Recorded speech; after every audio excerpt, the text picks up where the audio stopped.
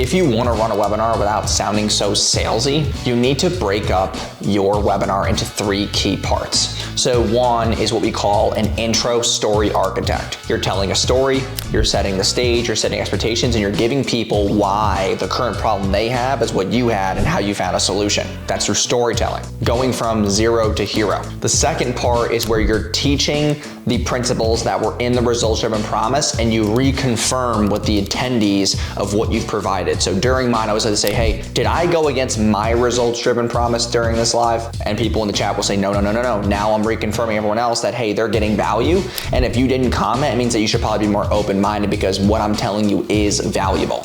So you're reconfirming the attendees that you're in the right room, and then the stick rate increases. While you're teaching, you want to make sure that you're actually answering people's live examples. So bring up a couple of examples, unmute people, give them that front row seat in their mind. They want to be able to get that attention. They're thinking, hey, I'm on Zoom, I'm not going to get that much attention. You bring them to the front row. Now you have the front row wow factor to where that person is more isolated and they're more willing to buy and be more vulnerable. And then we get from teaching to closing. And from teaching to closing is simply where I transition my next slide to. So now the question becomes, how are you going to implement all this and all that and go from idea to execution? Well, 5 years ago, I was just like you. I would come to all these trainings and I would write notes down and I would get very excited about, selling my offer one-to-many and yada, yada, yada. But I would get home and realize I had no freaking clue what I was doing. Would you give me permission to show you what that next path would look like so that I can just do this for you? And now you're getting permission to go into the pitch. And that's the best way to transition that.